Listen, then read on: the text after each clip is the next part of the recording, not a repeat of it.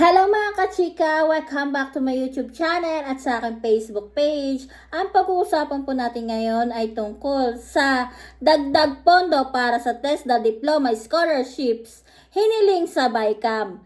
Pero bago ang lahat, sa mga bagong pasok pa lamang po sa aking YouTube channel at sa aking Facebook page, ay huwag niyo po sanang kalimutan na i-like, share, subscribe, and click na rin po notification bell para lagi po kayo updated sa aking masusunod na video.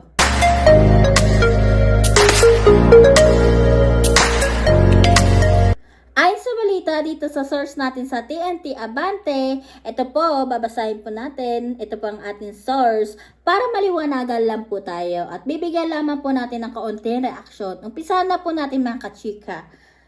Hiniling ni Albay Representative Adrian Salceda sa Bicameral Conference Committee ang dagdag na pondo para sa TESDA Diploma Scholarships.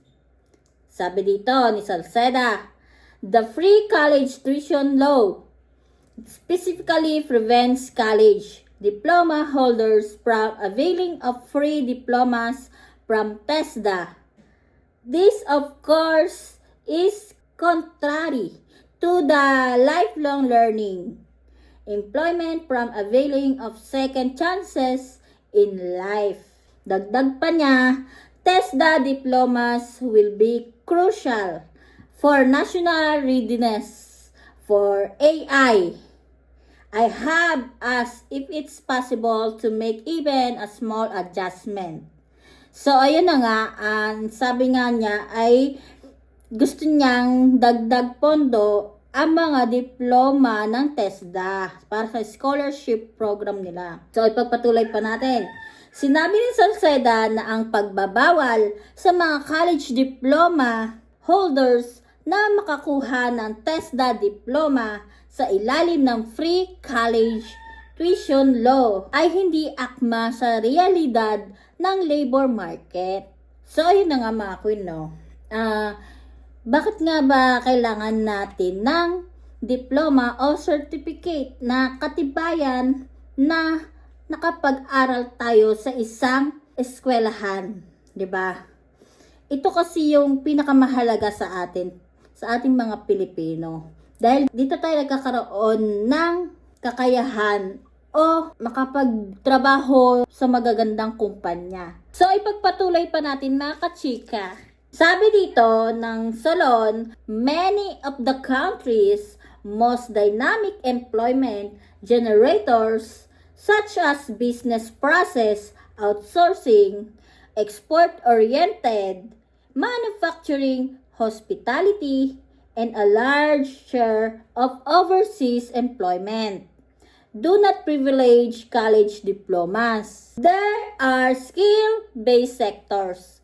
At the same time, a large proportion of higher education enrollment is concentrated in fields whose entry-level tasks are now being automated or compressed by advances in artificial intelligence. In this environment, restricting access to reskilling and second chance education increases the risk of displacement and prolonged mismatch between credentials and labor demand. Ayun, dagdag pa ni Salceda, di ba? Yun nga ang sinasabi niya.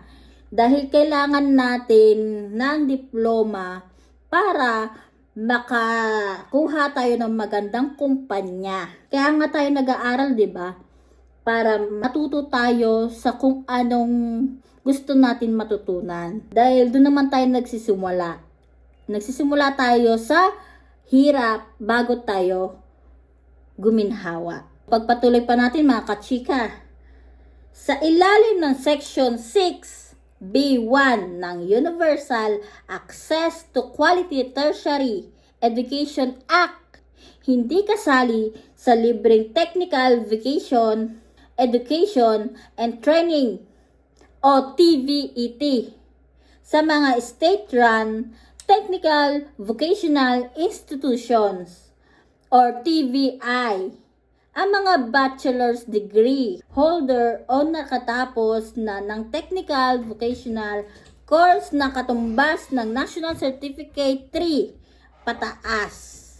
So yan mga kababayan, dahil sa hiling na yan ni Congressman Adrian Salceda ng Albay sa Bicameral Conference Committee na dagdagan ito pong pondo para po sa TESDA, talagang mas marami po ang matutulungan ng mga kababayang Pilipino po natin na naghahangad na magkaroon ng NC1, NC2 at certificate dyan po mga kababayan sa TESDA. At marami po tayong mga kababayang Pilipino ang magkakaroon na naman po ng panibagong trabaho, kaya napakaganda po at napakalaking bagay nitong request mga kababayan ni Congressman Adrian Salceda ng Albay. So ngayon mga kababayan, kayo po, sa inyong palagay, ano po ba inyong masasabi hingil po dito sa request na ito ni Congressman Salceda ng Albay about po dito sa TESDA mga kababayan, dagdag pondo sa TESDA. So comment below na lamang po kung ano po masasabi nyo hingil po sa issue po na yan. At bago po tayo pansamantala magpaalam,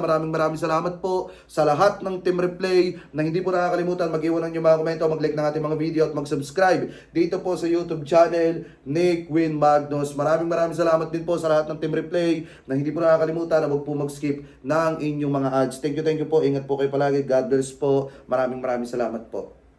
Thanks for watching. Don't forget to like, comment, and share, and subscribe.